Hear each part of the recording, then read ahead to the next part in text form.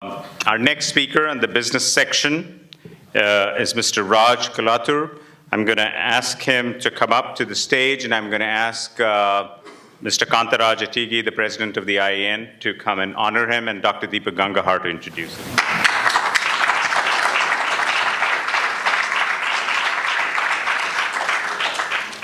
Next speaker is, we're so delighted to have Raj Kalathur, who is of Indian origin, had a mechanical engineering degree from IIT India, then moved to the University of Alabama to do his master's degree in engineering, and did his MBA from the University of Chicago. And he was appointed to head the project in India, where he set up a plant in Pune, and was the managing director of Deere & Company in Pune in India, and then was brought back to USA to address the marketing internationally. And he has been involved with Africa, Asia, and Central America. So in 2008, he was appointed as Senior Vice President and CFO of Deere & Company. I'm sorry, 2012. And so he will give us a perspective of having worked in India as well as USA economics aspect of it. Raj? Honored by the invitation to share my perspectives at this event. And I'm especially honored to be among the distinguished government and private sector leaders here, and to be able to address this highly engaged audience. Now, you probably have trouble understanding me. You know I'm not from here. As Deepak said, I'm from Iowa. Okay. I'm also from India. I was born in India, and I grew up in India before coming to the United States for graduate school, as you mentioned. Since joining John Deere just about 20 years ago, I've helped set up and operate several businesses, both in India and the US, and also in some of the other countries. I've been back and forth between India and the US many times, and I've had the fortune of setting up and participating in businesses in both these places. Based on that experience, I'd like to offer a comparative perspective between US and India, doing business in these places. And if you remember what Shashi Tharoor was talking about, he mentioned tactics. Some people talk strategy. Think of this as the logistics part, how business actually is done in these two countries. First of all, let me say a word about John Deere. John Deere, as you may know, is the world leader in agricultural equipment. We've been in business for a long time, since 1837, longer than Creighton University. And this year we'll have equipment sales of over $25 billion. We make a wide variety of agricultural and construction equipment. We also make turf equipment. Hopefully many of you are owners of our turf equipment. We also participate in forestry equipment. And we are a global company. We have operations in 6 continents. In fact, about half our employees and over 40% of our sales is outside the US. One of the countries we do business in, obviously, is India. And in India, we have over 5,000 employees. We have 3 of our world-class manufacturing facilities, 2 for tractors and 1 combine. They're in Pune, Dewas in Madhya Pradesh, and Sirhind in Punjab. We also have a technology center. We have a financial services business. We have a electronics manufacturing business, and a few other businesses. Plus, we have about 21 sales and marketing centers spread throughout India. Now, for my comparative perspective, I'm going to answer just 2 questions. First, how is doing business in India different from doing business in the United States? And second, are there advantages to doing business in one country versus the other? Okay, let me take the first one to illustrate the differences. Let me start with a true story. Okay, this is when I was a project manager in India, setting up our technology center. Now, Many of you probably work here in businesses, and you're familiar with sudden illnesses, right? And these sudden illnesses, if you know, they happen, when do they happen? Sometimes it's, the start of the deer hunting season. Very often, Major League Baseball season, right? And the day after the Super Bowl. So you know about these, and you actually anticipate these sudden illnesses, and you can plan for it. Now, but a few years ago, when we were building a facility, the technology center in India, one day, 2/3, that's almost 100 or 150 construction crew disappeared. They were gone. Day 1, they didn't show up. Day 2, they don't show up. Day 3, they don't show up. It took them 2 weeks to come back. Then when we dug into it to figure out what was actually happening, it happened that most of the workers there were from 2 villages in a northern state, and one of the workers was getting married. And it was during a local festival in that state. So now, while we, think about absences and so on, we don't, take that into account when we look at our Gantt charts and project programs and such. So clearly, culture is one difference, a big difference in terms of doing business in India versus the United States. But there are others. Let's take customers, for example. Their needs in India are different than their needs in the US. Okay, in the United States, a typical Midwestern farmer, a commercial farmer, would have about 2,000 plus acres of land. And they would have about 2 large tractors and a combine. Each of the tractors would cost about $250,000 each when new. And they usually grow corn or soybean or wheat. In India, the situation is very different. Our typical farmer in India would have about 2 to 3 acres of land.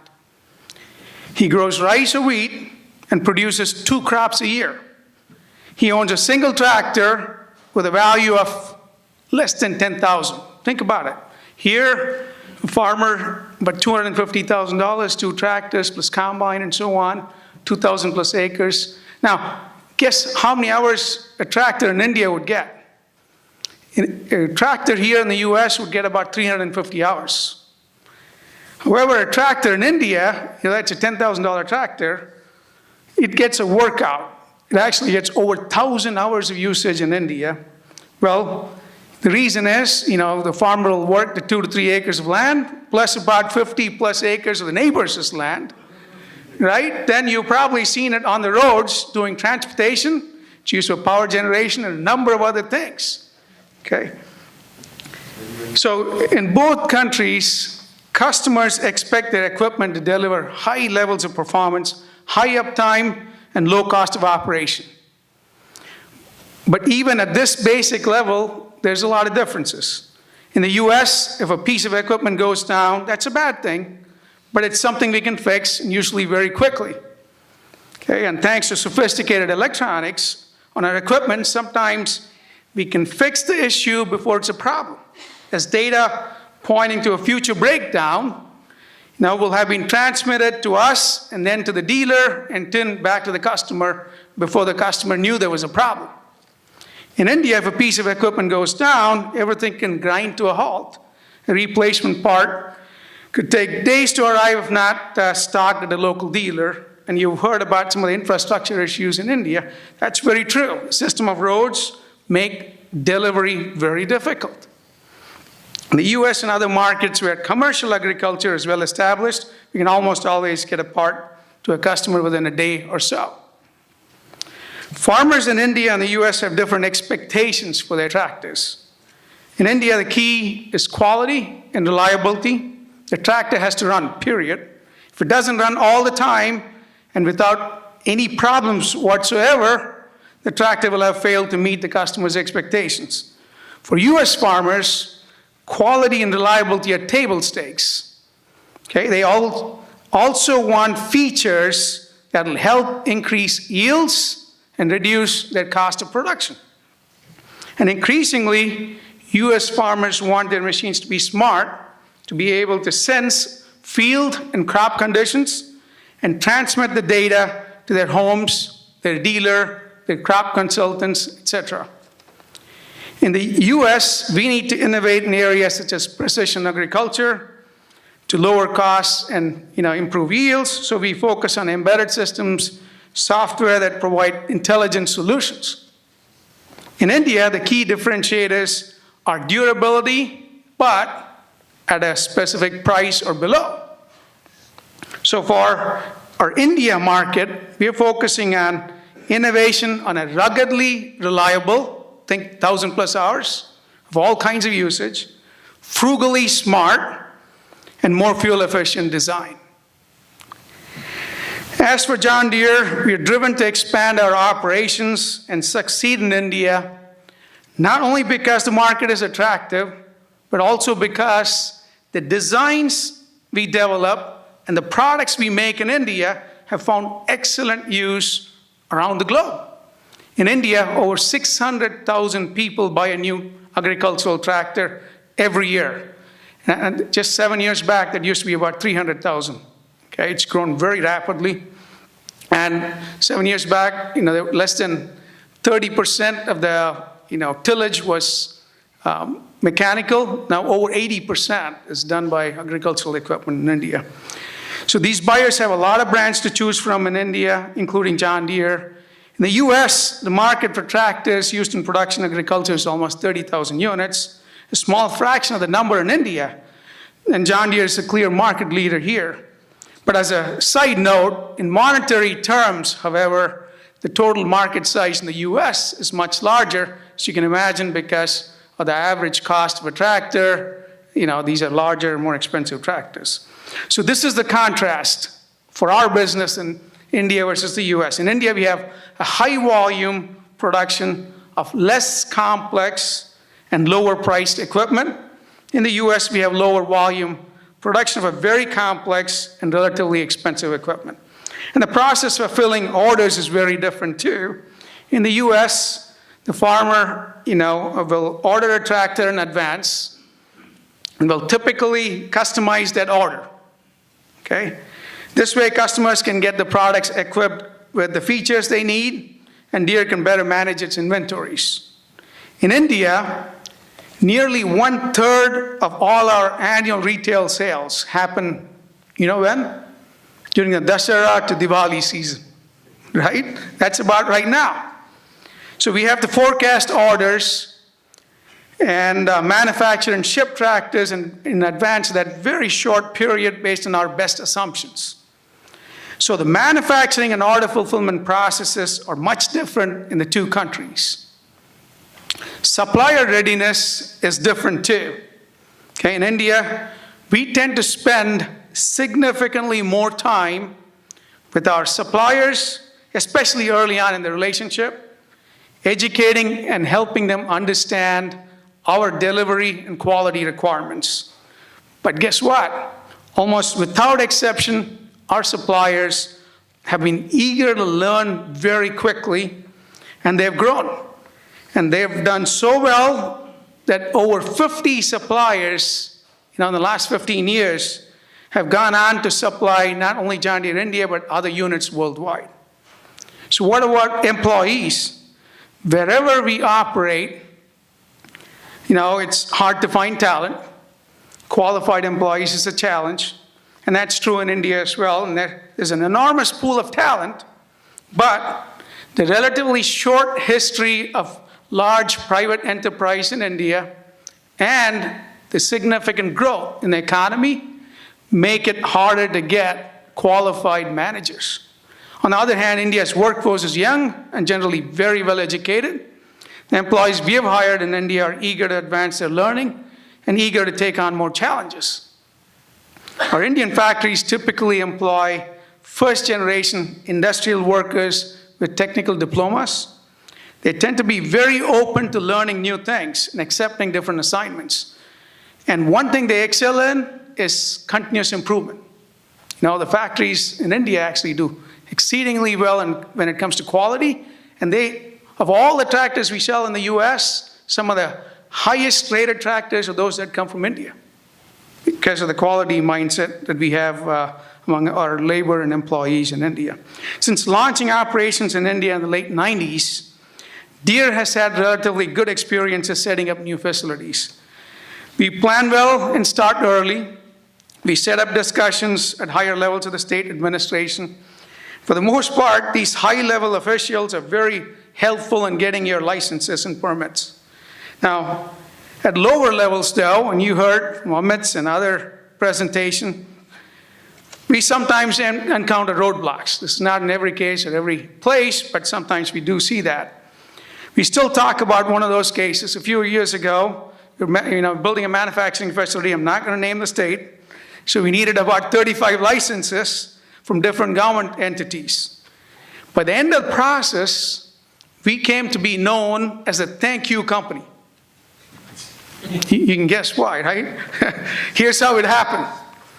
Now, a couple of our employees will go to the government offices every day, sit down and say, you need to apply for licenses. And every day they'd be told the process is going to take a long time, but possibly things could be expedited if our people are willing to consider a nominal contribution. And every day they'd politely decline. Every day they'd sit down in the hallway and not be given a chance to see the appropriate officials. Then at the end of every day, the Deere employees are trained to politely smile, say thank you, and then they go home. They'd come back the next day where the situation would repeat itself. At the end of the day, the Deere people would again politely express their thanks and go home. This went on for weeks, but our folks never gave in. They never gave up. Believe it or not, we finally got all our licenses, and we have a wonderful facility thanks to it.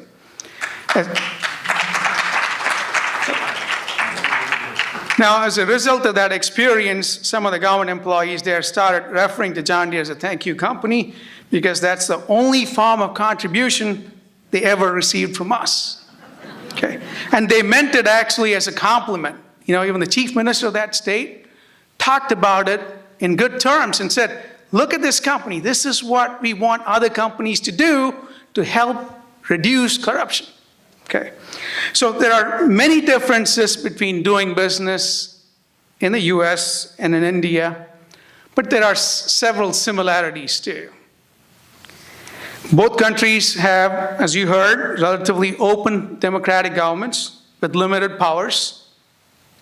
As it relates to setting up and operating businesses, both have a legal system primarily based on common law, and both tend to leave the private sector alone, preferring Adam Smith's invisible hand to the heavy hand of the government picking winners and losers. In both countries, we compete on a playing field that's reasonably level. Okay? Whether in India or in the US, if we run into a problem in the marketplace, other companies are likely facing the same problems, whether it's bad policies or bad infrastructure.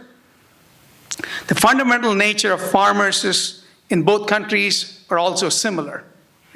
Farmers everywhere want to provide food and fiber wherever it is needed, and they want to contribute to a better way of life for their families and their communities. Within John Deere, this sentiment is captured in our higher purpose as an enterprise, which is to help people everywhere live better lives through our commitment to those linked to the land.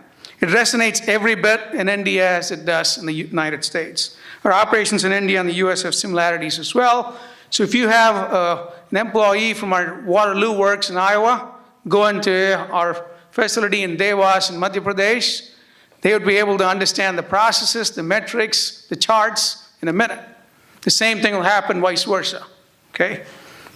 So overall, how is doing business in India different from doing business in the United States? My answer is that it's different in many ways, but I believe the similarities outweigh the differences for the most part, okay? Now to my second question, are there advantages to doing business in one place over the other, in India over the US, vice versa? Without a doubt, there are advantages to doing business in both places. The US has many things in its favor, relatively well-developed infrastructure, not to mention it's home to some of the largest, most productive farmers on the planet. We also have developed best-in-class technologies, capabilities, managerial excellence, and we can leverage all of this in markets worldwide. And there are advantages to doing business in India as well that I've already mentioned. These include a flexible workforce that is eager to continuously improve. And you'll actually notice that after Japan, the second most place for Japan medal and quality medals are actually won by Indian companies. You might know that.